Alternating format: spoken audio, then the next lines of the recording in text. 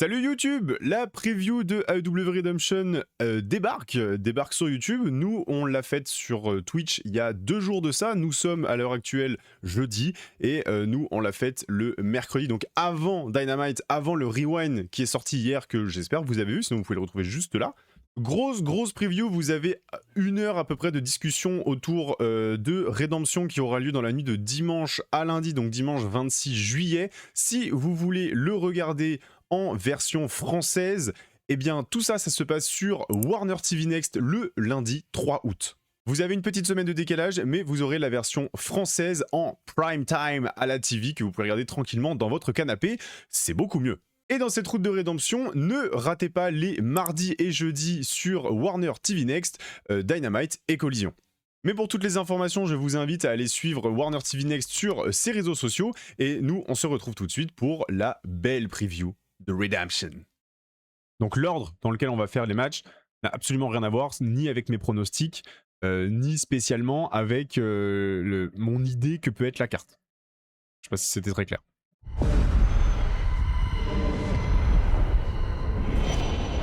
Kyle Fletcher contre Bandidouf. Un truc que je trouve très bien avec ce match et un autre qui me gêne énormément, et les deux sont liés. Vous allez comprendre tout de suite. Le fait que Kyle Fletcher affronte Bandido pour sa deuxième défense qu'il a défendu contre Commander, mais pour sa première défense en pay-per-view, c'est bien pour 2 raisons. La première, c'est que ça permet à Kyle Fletcher d'avoir enfin une grosse affiche 1v1 en pay-per-view, même si il y avait quand même l'affiche à World's End contre Jon Moxley. Là, c'est pas dans le cadre d'un tournoi, c'est vraiment Kyle Fletcher, champion international, qui, dans la hiérarchie de cette année, est le 2e/3e selon les builds dans la hiérarchie des titres, derrière le World. Donc en concurrence avec le Continental de Jon Moxley. Actuellement, c'est le 2e, parce que Moxley, le Continental, pour le moment, on s'en fout un petit peu. Lui, il est concentré avec Will Ospreay, on en reparlera tout à l'heure. Kyle Fletcher, champion international. Rappel, il a battu Konosuke Takeshita à Spring Break il y a 2 semaines de ça. C'était l'unique changement de titre de cette soirée. Avec un règne de Takeshita qui a duré quoi? Ça a duré 1 mois à peine. Il prend le titre à Double or Nothing, donc c'était fin mai, je crois que c'était le 22 mai. Ça a duré 1 mois et demi. Allez, on va dire 5 semaines, 5-6 semaines. Et, comme dit Mary, ce que je trouve pas mal, le bandit qui vient encore pour donner un banger, un banger, je trouve ça cool de mettre Bandido dès la première défense vraiment importante de Fletcher, parce que ça va le crédibiliser tout de suite. Et il est là le problème aussi. C'est qu'avoir un Fletcher Bandido, parce que Bandido, à chaque fois qu'il vient en pay-per-view, il envoie que du pâté et c'est absolument monstrueux. Le dernier en date, c'était contre Swerve. Et on a très bien mangé, on va pas se mytho. Non, c'était contre Moxley, le dernier en date, pardon. Et on a encore mieux mangé que contre Swerve. Ce qui m'embête dans cette histoire-là, c'est qu'on a encore un Bandido qui est envoyé pour crédibiliser un champion, ou en tout cas pour occuper un champion pour un pay-per-view, pour justifier le fait que le champion soit sur la carte. Voilà, c'était Mox le dernier.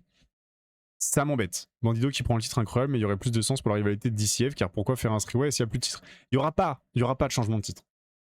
Il n'y aura pas de changement de titre. Là, pour le coup, il y a vraiment... Enfin, de mon point de vue, il n'y a pas de suspense. Il n'y aura aucun changement de titre là pour Kyle Fletcher. Bien au contraire, il a une défense. Là, ça va le permettre justement de l'imposer. Et ça va d'autant plus lui permettre de justifier le fait qu'il dit qu'il est le meilleur champion international de l'histoire d'AEW. Et qu'on sait que ça va créer une petite tension avec Okada. Ça a déjà un petit peu commencé mercredi dernier. On verra cette nuit. Donc, pour YouTube, à l'heure à laquelle on discutaille de ce qui se passe là, on n'a pas encore passé l'épisode de Dynamite du 23 juillet, du 22 juillet. Donc, il nous manque l'épisode de Dynamite avant Redemption. Donc, peut-être qu'il va se repasser des petites choses. Il va prendre le titre, j'y crois? Non. Non, Bandido, il est pas là pour ça. Bandido, il est factuellement là pour propulser Kyle Fletcher, pour justifier le fait que Okada soit saoulé, pour justifier... Merci Dimdam, Taledam, Vakarm. Dimdam, Taledam, Vakarm pour le follow. Merci beaucoup. Bandido, il est uniquement là pour justifier le fait que Fletcher fasse chier Okada dans la Don Callis Family. C'est tout. Mais par contre, ça permet à Fletcher de vraiment beaucoup plus se montrer. Bandido, il va prendre son titre à Death Before Dishonored. Il va perdre son titre exactement. Bandido, on l'attend beaucoup plus en perte de titre ROH, plus qu'en prise de titre à AEW. Je pense que là, Bandido, faut attendre la saison post-all-in, la nouvelle saison, hein, entre guillemets. Il va perdre son titre ROH, et là, il va se focus à AEW, et là, on pourra avoir... Parce qu'en fait, il est déjà crédible, hein. Imaginons qu'il n'y avait pas l'histoire avec la Don Callis Family et qu'on n'était pas dans la route pour Rollin. Un Bandido qui prend un titre international, ça pourrait être clairement crédible. Tu mets exactement la même affiche à Full Gear ou à Wrestle Dream là, dans quelques mois, le prono serait complètement différent. Bandido All-In, c'est direction la Battle Royale, je pense aussi, ouais. Moxer, Andrade en pay-per-view cette année pour mettre over les autres, quoi. Exactement, c'est toujours pour mettre over. Et là où je peux comprendre qu'il soit là pour Andrade, parce qu'Andrade venait de revenir, etc., etc. Mox et Swerve, il y avait un peu moins de trucs. Après, Mox, il a remplacé. Il faut savoir que Bandido, quand il est annoncé contre Moxley à Double or Nothing, il est en remplacement. À la base, il est annoncé. À la base, c'est Callum Newman que devait affronter Moxley. Finalement, Newman n'est pas venu. C'est Bandido qui s'en est occupé. Il aura fini sa période d'essai quand il perdra le titre ROH. Exactement, et il pourra définitivement se lancer chez AEW, et je pense que c'est exactement pareil pour Athena. Il y a un monde où on a 2 changements de titre majeurs à Death Before Dishonored. Je pense, du côté de la ROH.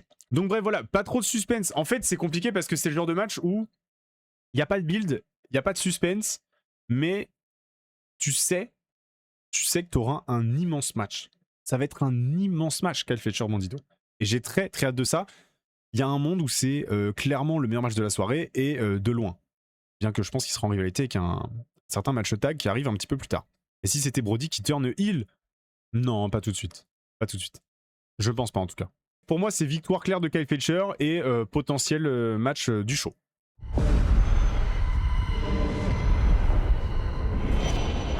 Alors, ça sort un peu nulle part. Ça sort un petit peu de nulle part. Maya World, qui était à la base, je rappelle, pas prévue. Hein, elle était quand même pas prévue dans la Owen Hart Cup.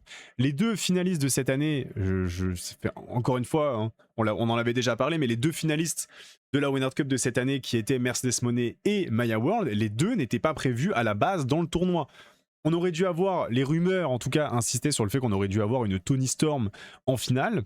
Ensuite, suite à l'absence de Toni Storm, Willow Nightingale était prévu pour gagner la Owen Hart Cup.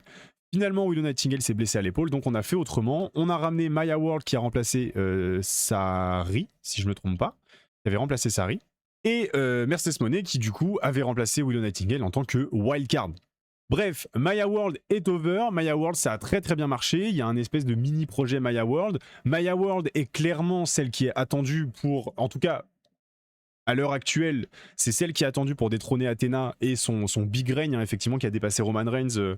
On est à plus de 1300 jours. Bref, c'est un peu de la folie. J'ai pas le chiffre exact, je vous avoue. Maya World est attendue. En tout cas, c'est celle qui est la plus crédible à l'heure actuelle pour battre Athena. Et c'est pourquoi je ne la vois pas là prendre le titre à Hikaru Shida. Et pourquoi pas justement commencer à teaser Death Before Dishonored, parce que de toute façon, eux, ils vont commencer à vouloir teaser à la fois leur dernier show et en faire la promo. Donc ce serait pas déconnant d'imaginer une Athena qui vient emmerder Maya World pour l'empêcher de remporter son match. Parce qu'en fait, Maya World, en battant Athena dans la Owen Hart Cup, et elle a battu au premier tour, c'était qui? Rappelez-moi, c'était qui le premier tour? Maya World, elle passe qui? Elle passe Sky Blue. Ça y est, je me souviens. Elle passe Sky Blue. Ouais, elle passe Sky Blue. Donc, on pourrait imaginer un truc comme ça, bien que même sans intervention de la part de Athena, ça reste ok et très ok et aucun problème que Maya World ne prenne pas le titre. Hikaru Shida est build assez forte depuis qu'elle a récupéré le titre TBS en finale du Survival of the Fittest qui avait eu lieu pareil. C'était la Spring Break ou c'était la semaine d'avant? C'était la semaine d'après? Je sais plus. Bon, c'était il y a 2 semaines, 2-3 semaines. C'était il y a 3 semaines parce qu'elle avait gagné dans le main event. Donc c'était il y a 3 semaines. Tout ça pour dire que pour moi, Hikaru Shida, elle va aller vers une confrontation avec Chris Statlander pour le titre TBS à All-In et perdre le titre pour Chris Statlander. Je pense qu'on se dirige sur ça, parce que le dernier affrontement entre Shida et Statlander, c'était à Collision il y a 1 mois à peu près, et c'était monstrueux, c'était trop cool, moi j'avais vraiment adoré ce match-là. Je pense qu'ils veulent capitaliser là-dessus, envoyer Chris Statlander sur le TBS pour pas complètement l'enfermer dans quoi que ce soit. En tout cas, je vois bien la rivalité se prolonger jusqu'à All-In, donc qui dit rivalité qui se prolonge jusqu'à All-In, dit pas de changement de titre pour Shida à Rédemption. Mais on n'est pas à l'abri d'une surprise. On sait que Tony Khan est capable au dernier moment, changer les plans. Clin d'œil. Il est largement capable de le faire. Maya World pourrait faire la surprise en prenant le titre TBS à Hikaru Shida et pourquoi pas envoyer à Death Before Dishonor un winner takes all et elle prend et le ROH et le TBS. Ça va peut-être un petit peu trop loin en termes de build. Ce que je veux dire, c'est qu'on n'est jamais à l'abri d'une surprise, même si j'ai du mal à y croire. Bref, voilà. Pas forcément plus de construction que ça. Hikaru Shida gagnante, c'est mon spot. Tiens à dire une phrase de connard, Maya n'a pas le niveau pour un titre AEW. Un titre TBS, si. Titre TBS largement. Ils ont passé 4 ans à build de Billy Starks pour détrôner Athena pour que ça soit Maya World finalement. Bah ouais, mais en fait, quand tu regardes Billy Starks, tout le monde s'en fout. Hein. On n'est pas à l'abri de surprise, mais honnêtement, je pense que le match, comme disait Nick tout à l'heure, ça peut être très bien comme très mid. Moi, je m'attends à un match très ok et ce sera tout quoi.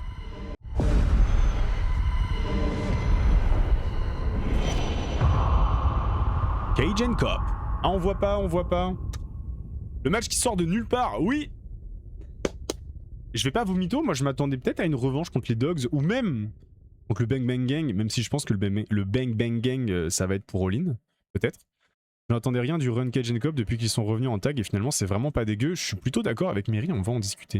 Vous pensez qu'il pourrait y avoir des débuts pendant le match par équipe, par exemple le New Day qui arrive, tabasse les deux équipes ou même les MCMG? Non, pas là, je pense qu'ils gardent le spot pour All-In. À mon humble avis. Il n'y a pas que Claudio sur la carte, je vais rien dire, mais vas-y les vieux, je souffle un peu. Je peux l'entendre, mais comme dit Mary, c'est pas déconnant. Je peux comprendre pour ceux qui kiffent le côté catch par équipe, catch tag et tout, que ce soit un petit peu frustrant d'avoir ces deux gars aujourd'hui en Big 2026, champion world en tag. Je l'entends complètement. Par ailleurs, ça n'empêche que le règne est pas dégueu, que ça permet de mettre over les Dogs, ça a permis d'avoir ramené le Bang Bang Gang et que ce soit vraiment pas dégueulasse. Et honnêtement, bah en fait, les Dogs n'ont jamais été, entre guillemets, aussi intéressants depuis qu'ils sont arrivés à W que depuis qu'ils sont en rivalité avec Cop et Cage, quoi. J'arrive pas à dire Cage and Cop, ils pouvaient pas dire Cop et Cage, ça s'enchaînait très bien. Cop et Cage. Je m'attendais à un bordel à plusieurs, CSC and Bang Bang Gang versus Dogs et Death Rider. Pour All-In, rumeur comme quoi Cop prend sa retraite à Wrestle Dream. Ouais, j'ai vu, il y a un mec qui a parlé d'un Cop contre Cage à Wrestle Dream. Non, on souffle. Après, en vrai, ça fait un moment qu'on en discutait. Enfin, non, on souffle. Moi, j'avoue que j'ai pas forcément envie de voir ça, mais je pense qu'à All-In, on va reprendre la stipu des FTR, où c'est, enfin, la stipu qu'il y avait eu contre FTR, où c'était en gros carrière tag contre titre. Pas carrière, mais carrière tag contre titre. Et je pense que c'est ce qui va se passer à All-In, sauf que là, cette fois, ils vont perdre. Je pense. Donc, je pense qu'effectivement, All-In, je vois Moxley, Jay White. Non, Moxley Swerve. Moxley Swerve. Les gars, j'espère que c'est la carrière tag est terminée, ils prennent leur retraite. Je pense aussi... Moi, j'aimerais bien... En fait, c'est quitte à prendre leur retraite, Cop et Cage, Edge et Christian, j'aimerais bien qu'ils la prennent en équipe, en fait. Je trouve ça cool. Dernier run en équipe, et on arrête là. Mais on n'est pas à l'abri d'un énième turn. Encore un turn de Cop sur Cage. De Cage sur Cop. Ou alors, justement, la surprise est l'inverse, mais... Pour moi, on n'est pas à l'abri d'un énième turn et d'après une micro-rivalité qui mènera un last match pour de bon, quoi. Mais en tout cas, ça sent la retraite là dans l'année qui arrive. Dans tous les cas, là, on a un peu un match qui sort de nulle part. Claudio Castagnoli contre Pac. Alors, c'est cool, mais il n'y a pas de suspense, quoi. Il n'y a pas que Claudio, donc ça, c'est chouette. Hein. Je sais qu'il y en a parmi vous qui vont être très très contents, dont Mary ou même des Nick. Mais bon, bah écoute, moi je vais pas vous mytho, pour moi c'est un peu un match ok, c'est le match, tu le regardes, voilà, il est tombé, on le regarde là, mais je m'en fous un petit peu quoi. J'ai pas de grand intérêt personnel pour ce match-là, on le matera, ça reste Cage and Cop, je suis quand même intrigué de voir ce qu'ils vont faire par la suite, d'autant qu'on n'est pas encore à l'abri d'une intervention soit des Dogs, soit du Bang Bang Gang, parce que t'as toute cette espèce de teasing un peu particulier où Cop... Edge, j'en ai marre, Adam Copeland. Adam Copeland fait confiance à Jay White, parce qu'ils sont un peu alliés pour affronter les Dogs, enfin contre les Dogs.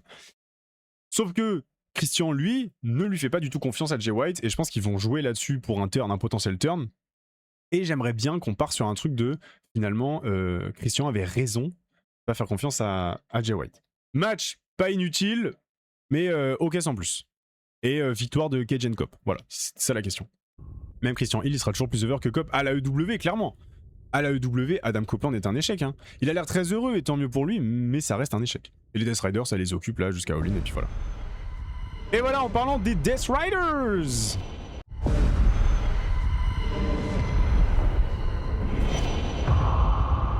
en parlant des Death Riders, c'était ça le fameux match tag qui avait été annoncé un peu au dernier moment. Je crois qu'il a été annoncé à Collision. En tout cas, il a été annoncé ce week-end sur les réseaux sociaux de la EW, donc je sais pas s'il a été annoncé à Collision ou pas.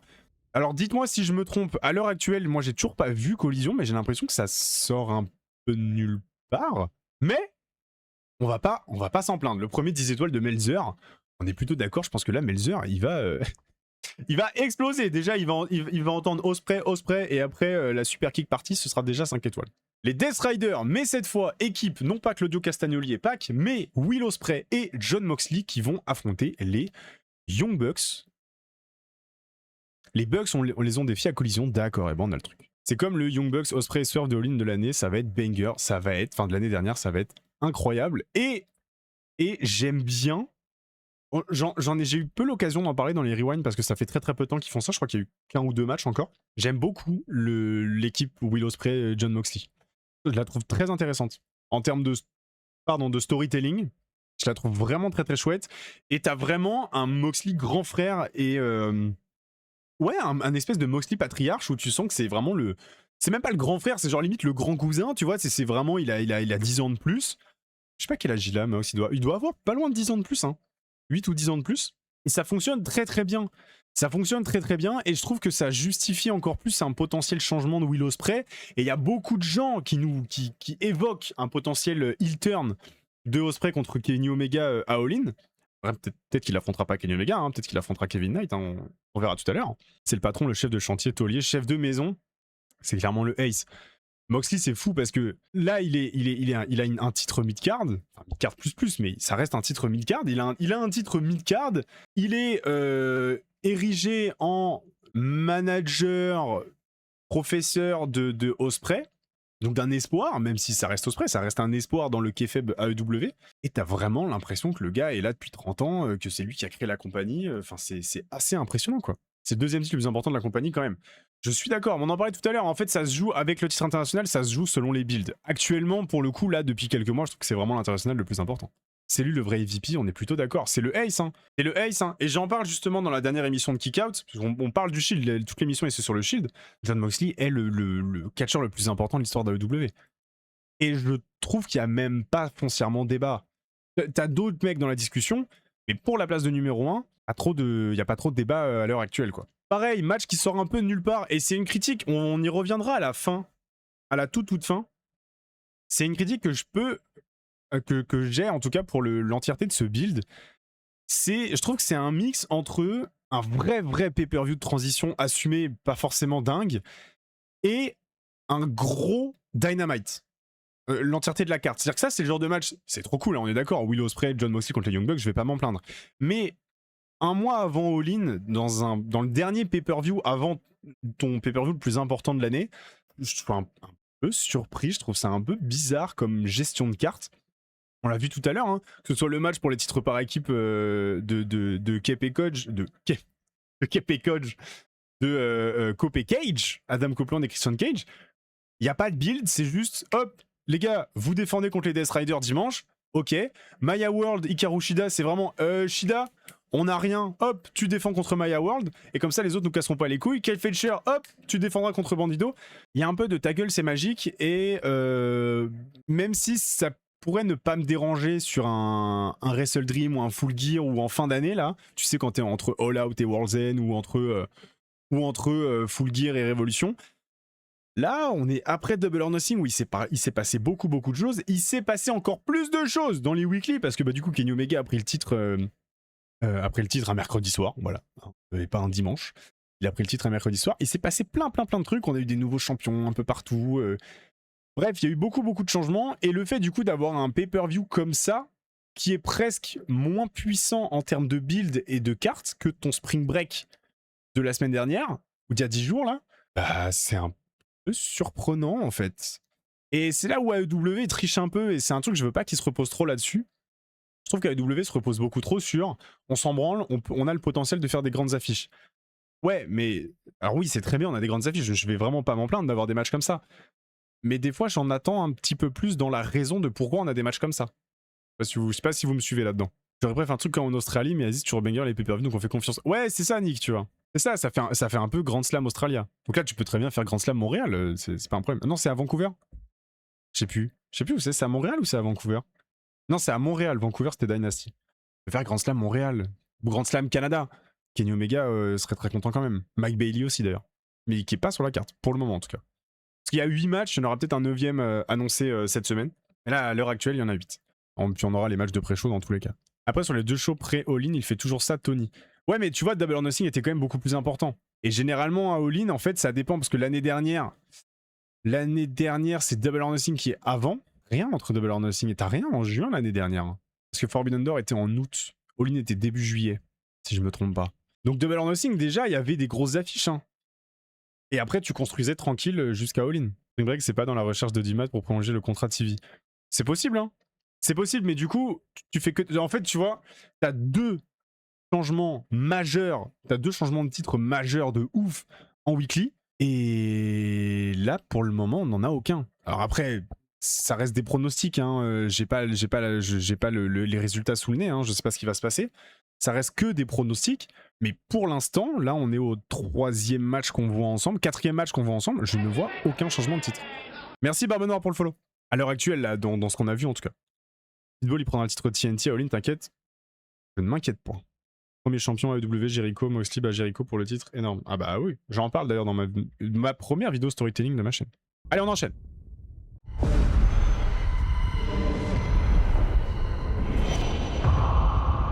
On parlait tout à l'heure de match sorti de nulle part.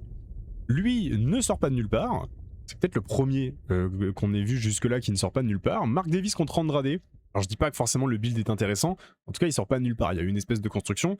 Tout a commencé à Spring Break avec Andrade qui disait, qui est venu embêter un petit peu Cal Fletcher pendant la célébration de son titre international. Et Andrade qui a dit, écoute, c'est pas compliqué, Don Callis.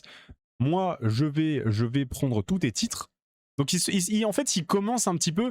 J'ai le sentiment qu'on lance un petit peu un espèce d'arc, un peu comme Drew McIntyre avait eu à une époque. Une espèce de truc Drew McIntyre, chasseur de la Bloodline. J'ai un peu le sentiment que là, on part sur Andrade, chasseur de la Don Callis Family. Si on assume vraiment ce statut-là et qu'on part vraiment sur ça, parce que pour le moment, ce n'est que supposition de ma part, je trouve que c'est une très très bonne idée. Mais il y a forcément un moment donné où tu vas te retrouver bloqué. Donc Don Callis avait dit, eh bah ok, tu veux commencer à faire ça, ça marche frérot. Dans ce cas-là, il fait un espèce de truc, les travaux d'Andrade. Alors il a juste commencé avec Jake Doll, affronte Jake Doll et tu auras le droit à un match pour le titre national, qui est clairement en titre solo le plus bas de la carte dans AEW, qui est détenu par Mark Davis du coup. Mais c'est là où, problème, on fait quoi? C'est-à-dire que Andrade prend le titre national, c'est le résultat logique, parce que c'est le résultat crédible, même si Mark Davis envoie que des dingueries depuis le début de l'année, et vraiment mettez du respect sur Mark Davis, parce qu'il fait une année absolument monstrueuse. In kayfabe, il n'y a aucune raison pour que Mark Davis conserve contre Andrade. Aucune, à part si on fait des interventions, mais j'ai pas envie qu'on commence à faire des interventions à tous les matchs, parce que ça va vite me gaver. Donc il n'y a absolument aucune raison de faire conserver Mark Davis. Mais en même temps, si tu fais gagner le titre national à Andrade, tu bloques complètement ton titre, vu que Andrade, on est quand même sur un mec qui était build pour le main event et qui réclame un shot, enfin un title shot pour le titre mondial depuis plusieurs mois. Et c'est là où ça devient bizarre. Quand un finish VVE de con et Mark garde le titre. En fait, c'est ça. Mais en même temps, si tu fais un finish WWE, donc quand on dit à la WWE, c'est un finish où bah, y a intervention et finalement Mark Davis conserve. Si tu fais un finish comme ça, comment tu peux justifier que Andrade aille sur des titres supérieurs derrière? Donc l'affiche est monstrueuse. On a un potentiel putain de match, ça va s'envoyer que de la violence, ça va être trop bien. J'ai trop d'images en tête de Andrade, tu sais, qui va essayer de travailler un peu à la lucha, il va sauter des cordes, Mark Davis qui va le coucher d'un coup avec une chop. J'ai trop d'images comme ça va être trop cool. J'ai le sentiment en tout cas que ça va être vraiment très très bien. Et ça, par contre, c'est potentiel show stealer. Ça va clairement être un show stealer, les gars, ça. Ça, si c'est pas minimum 4-4-25 sur mon dropkick, ça va râler. Bref, ça on verra à ce moment-là, on n'est pas en tout cas sur la qualité du match. En tout cas sur le build, je trouve qu'ils se sont un petit peu bloqués. Pour Davis, c'est une récompense de ouf pour son année de malade. J'ai pas forcément le sentiment qu'affronter Andrade pour Mark Davis, ce soit une récompense de fou. Je pense que Davis, si vraiment Davis mérite une récompense pour son année de taré, c'est plutôt à All-In qu'on commencerait à discuter, tu vois. Mais là, j'ai pas le sentiment que ce soit une folie. Il affronte Andrade, on lui envoie pas MJF, tu vois. Si Andrade prend le titre, j'espère qu'il sera quand même face à Omega à Grand Slam Mexico, par contre. J'espère aussi. C'est un top challenger pour lui, par contre, ça je suis d'accord. Ça je suis d'accord, parce qu'en fait, Andrade est construit très très fort. Il est construit très très fort là depuis qu'il est revenu. Ça s'est un petit peu calmé depuis quelques temps. Mais ça n'empêche que, comme on disait, il est construit pour un title shot pour le titre mondial, vu qu'il a fait chier MJF pour ça. Et il a refait chier Don Callis en disant ouais, tu me l'avais promis et tout. Il a trahi Don Callis parce qu'il a pas eu son title shot pour le titre mondial. On parle du titre mondial. Et il se retrouve là au plus bas de l'échelle. Et en même temps, je trouve que Mark Davis est tellement fort depuis le début de l'année que ça ne dessert pas Andrade.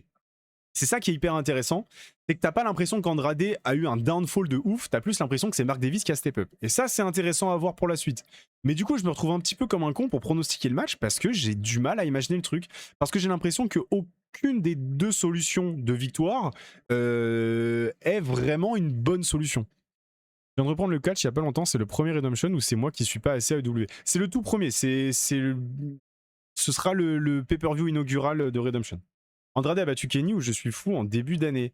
Andrade a battu Kenny. Andrade, il était invaincu sur le début de l'année. Le premier à le battre, c'est qui? C'est Hangman. Il y a moyen que ce soit Hangman, ouais. Mais Andrade, il a été invaincu longtemps, hein, quand il est arrivé. Hein. 2023... Alors, 2026. Donc là, il bat tout le monde. Et le premier à le battre, du coup, c'est Adam Page à Australia. C'est ça, exactement. Exactement. Et il bat... En fait, il se fait Swerve Strickland et la semaine d'après, hein, regardez, hein, 330, 331, il se fait Swerve Strickland et la semaine d'après, il se fait Kenny Omega. Donc c'est pas rien.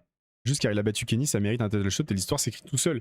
Je suis d'accord, mais est-ce que ça va être vraiment en mode ouais frérot, en février, je t'ai battu. Je sais pas s'ils vont faire autant un pas en arrière, tu vois. Donc j'ai pas mal de questions. Ils font la revanche à Grand Slam Mexico. En tout cas, ça a l'air d'être dans les plans. Il aurait tellement dû gagner face à Hangman, ça je suis plutôt d'accord. Soit il prend le titre, soit Callis intervient et Marc conserve. Ouais. Donc j'ai beaucoup de mal à imaginer le truc. Et en même temps, j'ai un peu ce fantasme d'imaginer Andrade avec le titre national, le titre international, le titre TNT. J'ai un peu envie d'imaginer un Andrade au moins tout belt avec le national et le TNT qui va aller les piquer à Don Callis Family, même si on sait que le TNT, si Andrade le prend un jour, ce ne sera pas un membre de la Don Callis Family, mais ça on en reparlera sûrement dans la preview de All In. En tout cas, Andrade, chasseur de la Don Callis Family, je pense que ça commence au moins par ça, parce que si c'est la gimmick sur laquelle on part, et j'ai envie de partir sur une gimmick chasseur de Don Callis Family, il n'y a aucune raison pour que dès la première marche, ça ne fonctionne pas. Parce que sinon, tu ne peux pas justifier que derrière, ils reviennent pour aller faire chier les autres, les Kyle Fletcher, les Okada, etc.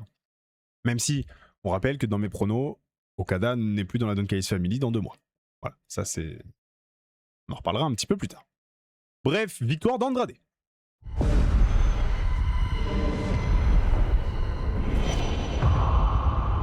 Alors ça, avant de dire quoi que ce soit, j'aimerais bien que vous me dites un petit peu ce que vous pensez de cette affiche. Et après on en discute. J'attends un petit peu que vous me donniez votre avis sur cette affiche. Aucune envie de ce match. Le match de curieux, j'ai très mal, je sais pas quoi penser. Pourquoi pas? Hype 0 mais peut nous surprendre, ouais. Moi je suis plutôt hype. Je dis pas non, le match à Dynamite était solide. Ciampa dans un Vortex Jericho, ils vont être sûrement en 1-1 pour se réaffronter pour que quelqu'un prenne le dessus. Ciampa a déjà gagné, c'est bon, fallait lâcher ça. Le match peut vraiment être une surprise et une pépite, mais j'ai pas de hype. Bien hype, je la trouve sans plus, j'attends de voir le match, ça peut être pour moi le match qu'on n'attend pas. Et si je vous disais que ce match-là était sûrement dans le top 3 des matchs que j'attends le plus pour Rédemption? Je jure, hein. Je vous jure les gars, le match que j'attends le plus c'est le Kyle Fletcher Bandido. Après je pense que c'est le tag ou le main event. Et après c'est celui-là. Non, l'Andrade Davis en vrai. Andrade Davis. Non, je pense que vraiment, je pense que si je devais... Je pense qu'on a vu les 3 matchs que j'attends le plus. Kyle Fletcher Bandido en 1, Mark Davis Andrade en 2, Jericho Ciampa en 3. Des fois tu as des bonnes takes. Parce que t'es encore amendeur de Jericho. Oui, et de Ciampa aussi, hein. Les deux, hein. Ciampa, je suis désolé d'avoir douté, le run est très très cool, le run est génial. Et même Jericho, les gars. C'est juste devant le match de Cope et Cage. Non, frère. Donc t'as plus hâte du Shida Maya World que de Painmaker contre Psycho Killer? Non, je te crois pas. Je te crois pas. Jericho me procure aucune émotion depuis 2017, putain. Moi, Jericho, j'ai toujours cliqué. Hein. J'ai eu un peu de mal avec son truc arbre de merde, là. L'arbre de l'apprentissage, là, il y a 2 ans. Ça, j'ai trouvé ça vraiment nul à chier. Je pense que c'est la seule gimmick de Jericho que j'ai pas aimé dans toute sa carrière. Mais je reste un bandeur de Jericho. Moi, Jericho, Jericho, c'est un de mes goats, hein. Ça sera un match entre 2 gros moments pour se reposer. No holds bar. Et sachant, j'ai vu passer le message de Nick tout à l'heure en espérant qu'il ne joue pas à la violence. Non. On sait que Jericho, il nous a montré, là, depuis son retour, qu'il est capable de prendre des gros bumps, de prendre des gros spots aussi. En tout cas, à l'échelle de ce qu'il peut prendre. Et c'est assez impressionnant. Hein. On l'a vu notamment pendant le A Double or Nothing. Ça va se blade. Ça va saigner. Ça va saigner. Est-ce que tu piges, bordel? Et Ciampa, on sait que c'est Ciampa, tu vois. Ciampa, ça s'est calmé là depuis 2 mois, mais depuis qu'il est... Les 2 premiers mois de Ciampa chez AEW ont été complètement zinzin. Complètement zinzin. Quand on... Replongez-vous au début de l'année 2026, le retour d'Andrade et l'arrivée de Tommaso Ciampa chez AEW, ça fait partie des meilleurs débuts que j'ai pu voir dans la compagnie. Hein. Et je déconne pas, les gars. Les mecs, ils claquaient des 4 étoiles tout le temps. C'était fou. Tout le temps, 4 étoiles. Hop, 4 étoiles. Hop, 4 étoiles, 4 étoiles, 4 étoiles. Alors jamais on aurait douté de leur talent, hein, c'est pas ce que je dis. Hein. Mais que ce soit aussi fort dès le début, ça oui. Ça oui, moi j'en doutais un peu. Andrade, j'en doutais moins que Ciampa pour le coup. Personne ne croit en Ciampa quand il arrive, il a fermé toutes les bouches. On est bien d'accord, Aliok. On est bien d'accord. Et moi, j'avoue, j'y croyais pas. Hein. J'avoue, je me suis dit, bon, il a peut-être un peu vieillissant, il a pas catché à haute intensité depuis un moment. Et son dernier grand match à Ciampa, alors évidemment, il y a son match, c'est contre Dragunov. Évidemment, il y a celui-là, mais il y a aussi le ladder l'année dernière après WrestleMania, là, en tag, mais c'est en tag, il y a plein de monde et tout. Et en fait, il a envoyé que des dingueries depuis qu'il est revenu, quoi. Depuis, il y a eu Jericho sur son chemin. Arrête, non, c'est très bien. C'est très très bien, le retour de Jericho. Soyez honnête 2 secondes. Vous pouvez ne pas apprécier le personnage et trouver que c'est pas forcément... Ça ne vous intéresse pas forcément, ce que je peux comprendre. Mais soyez honnête avec vous-même. Est-ce que Jericho fait pas un bien meilleur retour de sa grande absence que ce qu'on pronostiquait tous? Moi, je trouve que Jericho, il y a il a des lauriers à envoyer. Il y a quand même quelques petites roses à lui envoyer. Et à aucun moment on pouvait s'attendre à ce qu'il revienne à un aussi bon niveau. Mais c'est pas non plus génial. Ah, moi j'aime beaucoup. Hein. Mais parce que je pense que les gens s'attendent à trop, peut-être parce que c'est Jericho. Moi je trouve que les promesses sont plutôt tenues. Hein. Il a des très bons programmes de mid-card, voire de low-card. On n'en attend pas plus de lui en 2026. Il fait largement le taf. Il fait largement le taf sur ce qu'on lui demande. Vous voulez quoi de plus? Moi, je trouve ça nickel. Là, l'utilisation de Jericho depuis son retour, elle est parfaite. Lui, il fait largement le job. Il fait largement ce qu'on lui demande. Des rivalités intéressantes pour push des mecs. Et c'est ce qu'on veut.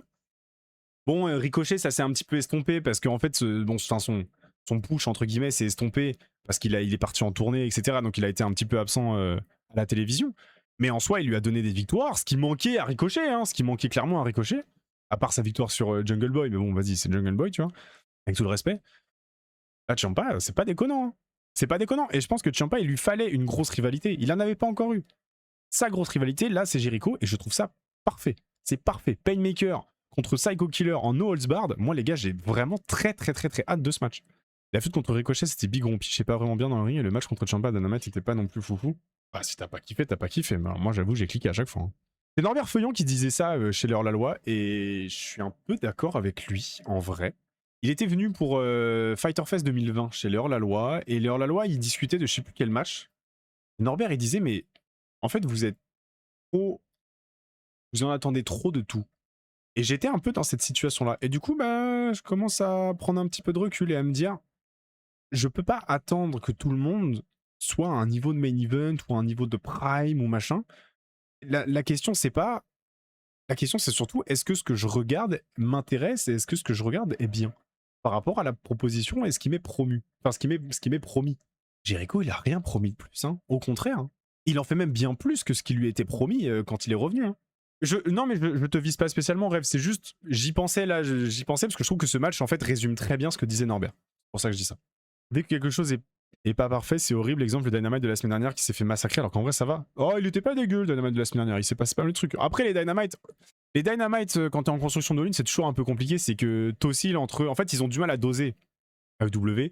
T'as aussi l'entre gros épisodes où il va se passer plein de trucs, exemple il y a 2 semaines, et épisode où bah du coup putain on n'a plus rien les gars, et du coup faut qu'on réfléchisse à ce qu'on va faire, et ce sera la semaine d'après, donc là la semaine de creux elle est pas ouf quoi. Les derniers Dynamite c'est VVE corps de fou, non t'es dur de mec. Déjà il y a 2 semaines Spring Break c'était trop bien.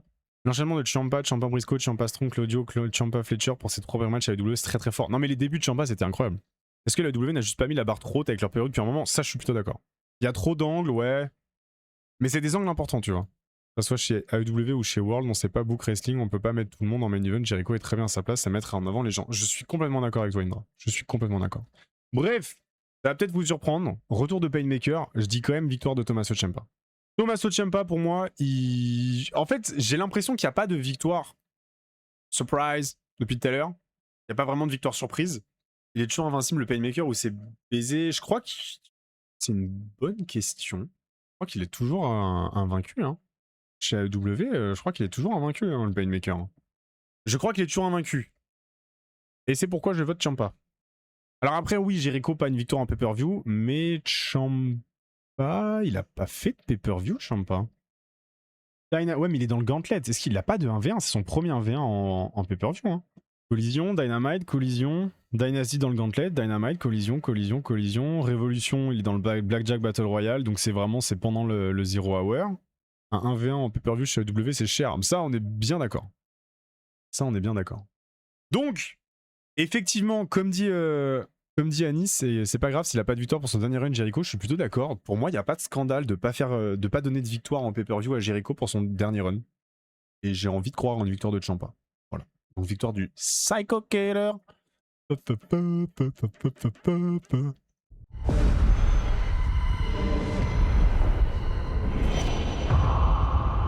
Première grosse désillusion de la soirée pour ma part. Parce que Tekla perd le titre, et ouais, on est bien d'accord. Hein. Ça peut être un gros poisson du show, ça aussi, je suis plutôt d'accord. Bien. Tellement peur de la fin de règne de Tekla. Mais c'est ce qui va se passer. Hein. Et en fait, même si je l'entends entièrement, déjà parce que j'ai des oreilles, mais j'entends le loup, le renard et la belette, j'entends le côté, on va pas faire un Tekla Monet à All-In, bah non, parce qu'ils ont fait revenir Monet en heal, donc ils ont complètement niqué leur potentiel affiche. On va faire un Willow Nightingale Monet parce qu'il y a plein de choses à raconter, parce que Willow est un peu la bête noire de Monet, etc. Ça, je l'entends. Mais du coup, faire un Willow Monet avec Willow championne depuis 1 mois, moi, je trouve pas ça terrible. Hein. Je trouve vraiment pas ça terrible. Hein.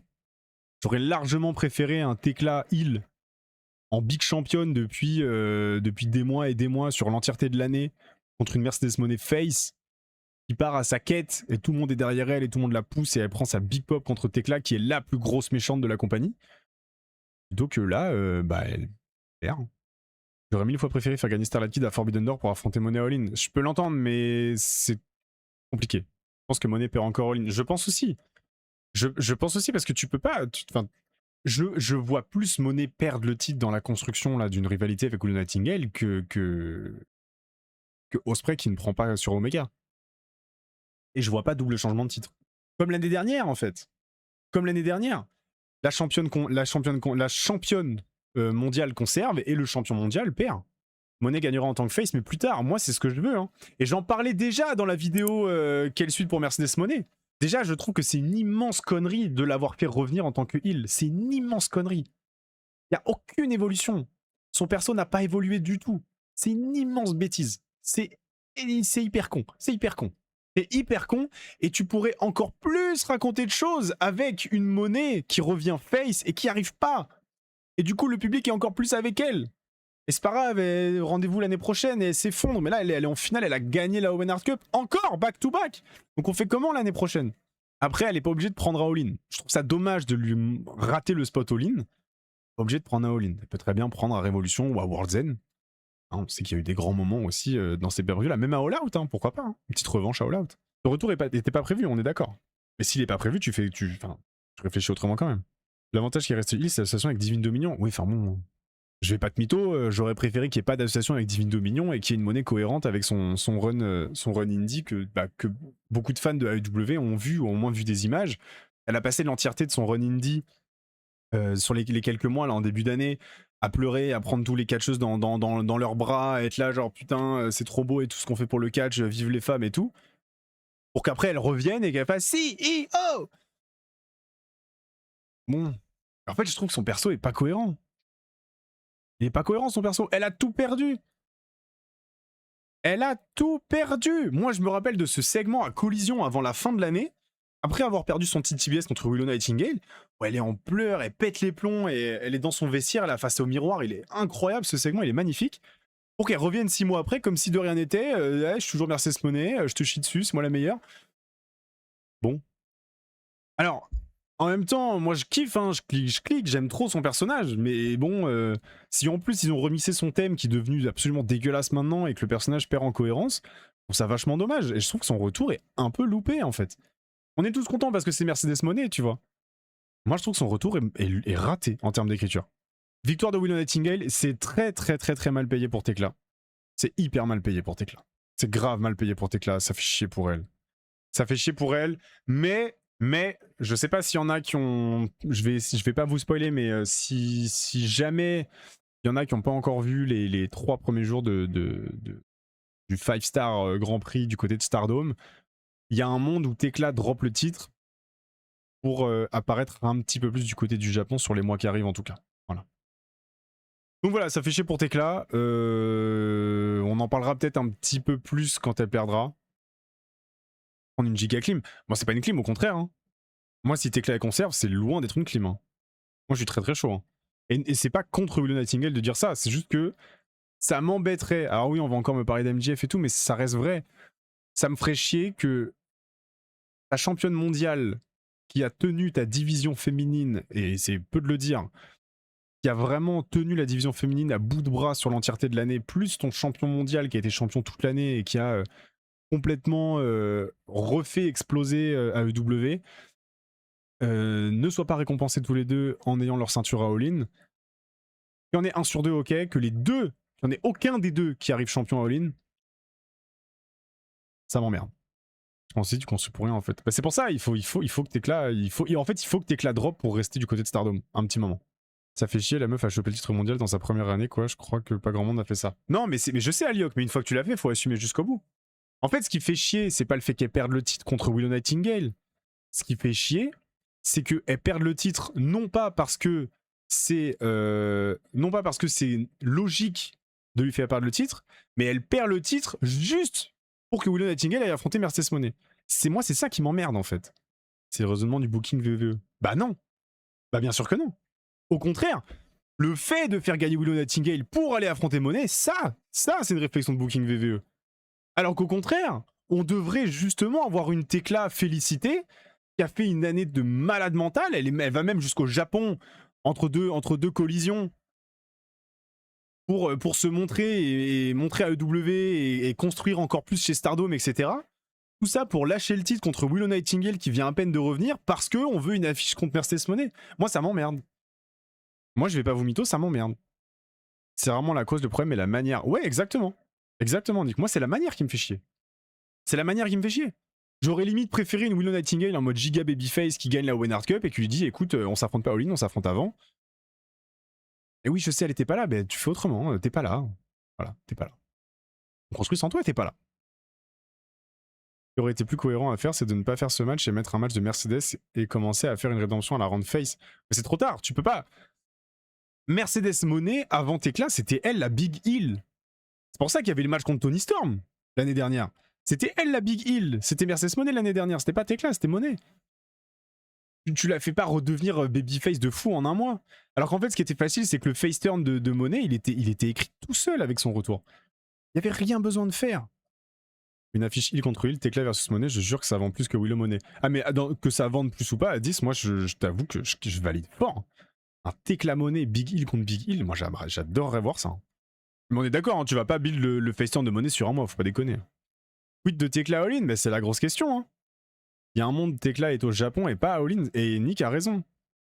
En fait, je sais pas si vous suivez Stardom, mais Tekla, elle apparaît vraiment de plus en plus, et il s'est passé des trucs au 5-Star Grand Prix qui fait que il y a un monde où Tekla, elle est en double contrat, et elle apparaît un petit peu moins là cette année. Hein. C'est possible. Hein. C'est vraiment possible, et c'est possible qu'elle drop justement pour ça. Personne n'a dit que ça vendait plus, Aliok. Absolument personne n'a dit ça. On a supposé que ça vendait. Pas dit que ça vendait plus. Tekla a déjà battu Willow l'année dernière à Collision. Ouais, mais là, c'est pas pareil. 3-way, pas impossible si ce match finit en draw d'une quelconque manière. Ouais, mais ça va gueuler encore. T'as encore des gens qui vont casser les couilles. T'as encore des gens qui vont casser les couilles. Will Nightingale Bonnet, l'affiche elle s'écrivait toute seule, t'avais pas besoin de mettre tes clas. De toute façon, bon bref, il y a toujours des gens qui vont casser les couilles. Dans tous les cas, Will Nightingale pour moi, elle drop le titre, des autres éclats. Si c'est pour que Tekla est du côté du Japon, why not? Je lui fais confiance. Si c'est pour qu'en fait elle vagabonde en trio à collision, ça casse les couilles. Voilà.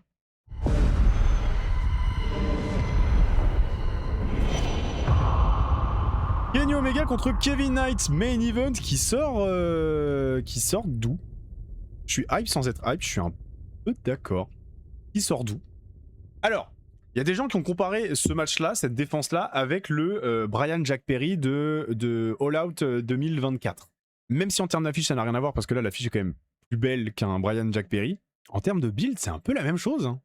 Zéro suspense, mais on va bien manger, Main event de Dynamite à la limite, ouais, à la limite. Hein. Ça sent le backdash pour Kevin Chevalier, son intern ne marche pas du tout avec la Don Callis Family. Tu penses? Parce que si ton intern il marche pas, tu l'envoies pas contre Omega. On parlait d'un Hangman Fletcher aussi, ouais. Le heel turn est dégueu en plus. C'est vrai que Kevin Knight, il a du mal. Hein. Au Chevalier, c'est pas facile. Hein. C'est dur hein, là depuis son heel turn. Hein. Déjà, l'avoir mis dans la Don Callis Family, c'est une énorme connerie. Hein. C'est le grotesque comme pour Fletcher contre Hangman. Dans ce sens-là, ouais. Dans ce sens-là, je l'entends. Tellement zéro hype, je trouve le push de Knight tellement forcé et ça tisse déjà un face turn pour Kevin. Ah, je le sens pas venir pour le coup le face turn de Kevin Knight, moi. Darby du coup le match et Darby contre Knight à All-In, ouais. Après, pour moi, ce serait une immense connerie de faire coûter le match à Kevin Knight. Si Darby Allin intervient et fait coûter le match à Kevin Knight, ça veut dire que tu sous-entends que Kenny Omega a besoin d'une intervention pour battre Kevin Knight. Et ça, c'est pas normal. En termes de construction, c'est pas normal. Je suis peut-être fou, mais c'était le moment de mettre la promesse de Omega envers Bayley qui était en février. C'était quoi cette promesse, rappelle-moi? Toujours choqué que Knight soit la Don Callis Family plutôt que dans un clan avec Swerve, ça je suis d'accord. Hein. Imaginez un trio là avec Prince Nana, putain j'aurais tellement aimé. Hangman lui on sait pas du tout qu'est-ce qui va arriver, lui surtout sa route pour All-In parce qu'il avait disparu, là il est revenu, il est encore... Bah il a évoqué des titres, peut-être un... Il a évoqué des titres mid-card, il a parlé du titre TNT, on verra bien, Hangman on va les laisser faire. Déjà je comprends pas qu'il soit revenu comme ça, en vrai. C'est ce qu'il tease avec Kenny qui lui dit je veux le vrai Jet et pas le toutou de la Don Callis Family, je sais pas si ce segment était à collision. C'était à Dynamite, c'était pendant la célébration de Kenny Omega. En disciple de Swerve, ouais c'est ça, Kevin Knight en disciple de Swerve, ça aurait été trop bien, hein. En mini Swerve. Parce qu'en plus Kevin Knight en heal, ça fait un peu penser au Swerve quand il est arrivé. Hein. Même si Swerve était un meilleur heal, j'aurais 1000 fois aimé un Kevin Knight sous Swerve que Don Callis, on est d'accord. Ça aurait clairement dû être MJF Omega, sauf que MJF a besoin du max de repos pour All-In, donc ils ont avancé le match et booké ça pour donner du gaz à Kevin. Alors oui et non Aliop, parce que MJF a des tournages. C'est aussi pour ça que le match a eu lieu avant. MJF a des tournages. Swerve qui recrute Knight et Matthews après All-In. Je sais pas s'ils ont prévu de faire un clan pour Swerve en vrai. Il a l'air très solitaire là. Hein. Mais en même temps, il veut le pouvoir. C'est bizarre. Le personnage de Swerve, j'ai du mal encore à le cerner là. Son personnage de heal, j'ai encore du mal à comprendre exactement ce qu'il veut. Il arrête pas de parler de pouvoir, mais il est très solitaire comme perso. Il est écrit très solitaire. La Don Callis Family tente d'aider Knight et Darby fait le safe. Non, stop. Pas d'intervention dans un main event pour le titre. Faut arrêter. Ouais, Swerve, il est en lone wolf, exactement. Et c'est trop bien. Si je deviens World Champ, on s'affrontera. Ah bah putain, bah tu vois, c'était l'occasion, effectivement, j'avais oublié ça. Donc ça veut dire que Kenny Omega avait promis à Mike Bailey que s'il devenait champion, il lui offrirait un match pour le titre. Ça aurait été cool. Ça aurait été très cool. Et en plus, ça aurait fait Canadien contre Canadien à Montréal. Swerve nous avait déjà tissé un petit truc début d'année, plus au moment du turn, quelques temps plus tard, Swerve avait posé un TikTok, Knight croisait Swerve et Swerve lui avait... Mais c'est pour ça, il y avait des rumeurs justement. Mais d'où Eddie ne gagne pas clean. Non mais c'est ça, non mais exactement, c'est pour ça que je dis, il est hors de question que Kenny Omega ait besoin que Darby Allin attaque Kevin Knight pour gagner, ça va pas quoi. À la limite, tu peux faire un truc comme t'as fait à Double or Nothing. Double or Nothing, MJF reprend le titre clean, et derrière tu fais le turn de Kevin Knight. Je trouve ça beaucoup plus logique. Kevin Knight sera sûrement le prochain leader de la DCF après le départ de Okada et Fletcher. Non, je ne suis pas d'accord avec ça. Non. Parce que ça fait des mois que je le dis, mais après All-In, la Don Callis Family, la hiérarchie dans les noms importants, ça va pas être compliqué du tout. Ce sera Fletcher, Kevin Knight, Mark Davis. En gros, Okada va quitter la Don Callis Family, Takeshita est déjà parti. Kyle Fletcher va prendre la place qu'avait Okada à la base, Kevin Knight va prendre la place qu'avait Takeshita à la base, et Mark Davis va prendre la place que Kyle Fletcher avait à la base. Voilà. Il y aura Fletcher et les jobbers. C'est un peu ça, il y aura Fletcher et les jobbers. Même si Knight et Davis, il y a l'air d'avoir un petit projet quand même derrière. Mais je vois plus quelque chose comme ça, en termes de hiérarchie en tout cas. Pas d'accord aussi, je vois Davis devant Knight.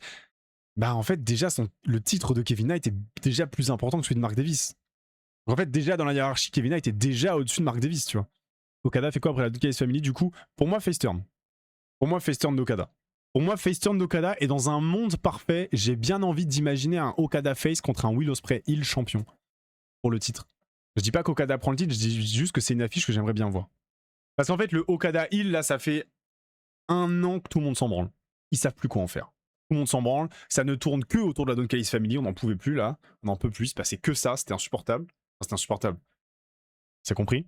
Ospreay Okada à World's End, oui, c'est mon prono. Très bien. Avec un Ospreay heel. Moi, j'adorerais voir ça. J'adorerais voir ça. Et j'ai même envie d'aller plus loin et d'imaginer un Ospreay qui turne sur Moxley et tous les Death Riders rejoignent Ospreay. Même si j'avais émis cette idée dans un rewind il y a 2-3 semaines, je sais plus exactement. Le rewind où Ospreay, l'épisode de Dynamite où Ospreay rejoint les Death Riders, donc officiellement, où Moxley lui donne le badge, il rejoint officiellement les Death Riders. Moxley lui parle d'un vote. Il lui dit que ça a été décidé par un vote. Et cette phrase-là, alors peut-être que j'imagine trop de trucs et que je m'en fais trop là en mode fantasy booking de fou, mais je l'avais évoqué déjà dans le rewind. Moi, le premier truc qui me vient à l'esprit quand il a parlé de vote, c'est de me dire il y en a forcément un qui a voté contre. Forcément un. Pac est trop discret, donc effectivement, ça peut être Pac. Pourquoi pas Marina Shafir, en vrai? Moi, je maintiens, hein. Tu sais, regarde, tu fais turn Ospreay sur Moxley. Tout le monde suit les Death Riders. Et Moxley, il part tout seul avec Marina Shafir. Marina Shafir, elle part ensuite... elle a ses matchs solo et tout, j'aimerais bien, hein. Et si c'était Mox? Et si c'était Mox? Et si c'était Mox qui avait voté contre? Je pense pas. Je pense pas. Pac, ouais, tout le monde parle de Pac, effectivement, il y a peut-être le projet Pac. Dans tous les cas, Marina Shafir, pour moi, elle est plus liée à Moxley qu'au Death Rider. Pour moi, il n'y a aucun monde où Moxley n'est plus avec les Death Riders si Marina Shafir est avec les Death Riders et pas avec Moxley. Je sais pas si vous arrivez à me suivre. Bon, on verra bien, de toute façon, on n'y est pas du tout. Et ça se trouve, je me cours complètement et c'est tout le clan qui va turn sur lui, on sait pas, hein, parce que le clan a l'air quand même très fidèle à Moxley, lui ont pardonné énormément de choses. À voir, parce que quand Moxley enchaîne les défaites, qui tape contre Kyle O'Reilly, etc., il tape 3 fois de suite, machin, enfin il tape 2 fois de suite. Sa 3e défaite contre O'Reilly, il fait que des défaites hyper contre Darby Allin, il dit I quit et tout le bordel. Les Death Riders sont toujours là, et déjà à l'époque on parlait d'interne. Casta est très loyal aussi, donc c'est vrai que c'est compliqué à imaginer. Bon, bref, dans tous les cas on n'y est pas. Kevin Knight, Kenny Omega, c'est trop facile à pronostiquer, victoire de Kenny Omega dans tous les cas. Ils ont trahi Brian, pour lui, jamais il turn. Bah ouais, tu vois, c'est compliqué, hein. C'est compliqué, hein. Mais j'ai bien envie d'imaginer un Ospreay full heal. Ospreay m'intéresse pas, on en parlera. Je vais essayer de faire des petites vidéos actu, un peu comme j'avais fait pour Tony Storm, Mercedes Moné et tout, il y a quelques mois là. Et même qu'on essaye d'en parler en stream et que ça en fasse une VOD. Mais je suis de moins en moins dans le train Ospreay champion. Je pense que foncièrement, j'ai envie de vivre le moment où Ospreay deviendra champion, mais j'ai pas envie de vivre son règne. Mox qui doit stopper le monstre qu'il a créé avec Will en Big Hill. Ça, pourquoi pas, tu vois, ça c'est chouette. Ça, j'aime bien. Ou en fait, Mox il se rend compte que Ospreay, vraiment, il a pété les plombs, quoi. Quelqu'un qui le dit. Ouais, je sais pas, j'ai la flemme, j'ai pas envie. J'ai pas envie de voir Ospreay champion. Je veux pas qu'il gagne maintenant, c'est trop chiant pour Omega de faire un règne de con. C'est même pas une question d'un règne de con, parce que je pense que c'est Omega qui a envie. Je pense sincèrement que là, dans les coulisses, c'est Omega qui veut foncièrement lui laisser le titre. Or qu'est faible, hein. Or qu'est faible. Je pense que Omega a envie d'être celui qui file le titre à Ospreay, tu vois. Que je peux comprendre, hein. Et l'autoroute de la non-créativité, mais de la logique des choses, c'est que ce soit Fletcher qui détrône Ospreay derrière. Et ça veut dire que tu te tapes un an de règne de Ospreay, quoi. Obligé d'aller jusqu'à All-In, mais dans l'idée. Parce que regarde, Hangman Page, on en parlait, hein, il a pris le titre à Moxley, on s'est dit putain, on va repartir pour 1 an. Finalement, 3 mois après, il est plus champion et c'est Samoa Joe qui prend le titre. C'est passé beaucoup de choses en vrai en 1 an. Donc voilà, victoire de Kenny Omega. Kevin Knight est pas intéressant. Kevin Knight, il a son title shot parce qu'il a dit. Tu vois, typiquement, il y avait 2 mecs. Il y avait 2 mecs qui avaient des title shots promis par Don Callis. Il y avait Andrade et Kevin Knight. Bah, je vous jure que j'aurais bien plus préféré un main event Omega Andrade pour le titre suite à la promesse de Don Callis. Où bah du coup Andrade va le voir et lui dit écoute frérot, bon voilà je te dis ça, amigo Omega, je te dis ça, mais en mode Don Callis aurait dû me donner un titre, machin, Kenny Omega, tu sais, qui est en mode ouais j'avoue t'as pas tort, je sais que Don Callis c'est un connard, il fait des fausses promesses et tout, allez je te le file et viens on se la met à rédemption. quitte à faire un truc un peu amical, j'aurais préféré ça plutôt contre Kevin Knight. Parce que là, c'était un peu ça. Omega, il a dit non, non, je vais pas te le donner parce que Max te l'a promis, je vais te le donner parce que je suis un bon gars. Ok. Ok, gros. Ça veut dire on va se taper 6 heures de show avec beaucoup de matchs très cool pour un Omega Kevin Knight qui va rien raconter et va être très bien, mais potentiellement moins bien qu'un Omega Andrade, qui était exactement la même construction, avec une meilleure affiche. Retour au début à pronostiquer pour le pay-per-view, je vois bien un Buddy Matthews. Buddy Matthews pour Redemption, pourquoi pas? Peut-être pour aller aider Ciampa, ou aider Jericho, ils vont faire un clan peut-être. C'est une bonne question. Mais pour moi, si Buddy Matthews revient, ce sera... Ah, ça peut peut-être être dans le Andrade Davis, hein. Stop les clans Jericho. Non, je parlais pour Ciampa. Après, faut voir ce qu'ils veulent faire. Faut voir ce qu'ils veulent faire. Buddy Matthews, pourquoi faire? Parce qu'il est sous contrat, faut le faire travailler. Mais Buddy Matthews, je le vois plus revenir côté weekly, hein, pour le coup. Encore un de la DCF, la flemme. Bah, pas avec Ciampa, du coup. Ciampa, il fait pas partie de la DCF. Bref, voilà. Donc, je disais, en fait, moi, les 3 matchs que j'attends le plus, c'est Fletcher Bandido en 1, Mark Davis Andrade en 2. Ça va être trop bien. Et le Painmaker Psycho Killer en 3. Voilà pour cette petite preview de AEW Redemption. J'espère que ça vous a plu, j'espère que ça vous a intéressé. On va essayer de se faire un petit peu plus de trucs comme ça. Je pense que ça, par contre, c'est une bonne façon, on en parlait au début du stream, je pense que ça, c'est un bon moyen de gérer notre temps. C'est-à-dire que là, du coup, moi, ça me fait une vidéo YouTube. Vous, ça vous fait du contenu, on en discute sur les streams, et plutôt que de regarder du catch, là, quelle idée de regarder du catch tout le temps, là, discutons de catch, c'est aussi très intéressant. Voilà, la hype, elle est pas très haute, je vais pas vous mytho, d'autant que je sais que je pourrais pas le regarder en live, donc je sais pas quand est-ce que je pourrais regarder le show. Donc la hype est pas folle. En fait, je suis hypé par la moitié des matchs. La moitié des matchs me branche, l'autre moitié, je suis en mode, ouais, on verra. J'ai pas dit au revoir, pardon. Enfin, au revoir pour YouTube, parce que nous, on reste là. Au revoir YouTube. C'est la pire fin du siècle. Bah non, bah c'est tout, hein. Bisous YouTube. Voilà, ciao. Abonnez-vous. Abonnez-vous YouTube. Likez, commentez et... la cloche. Voilà, allez.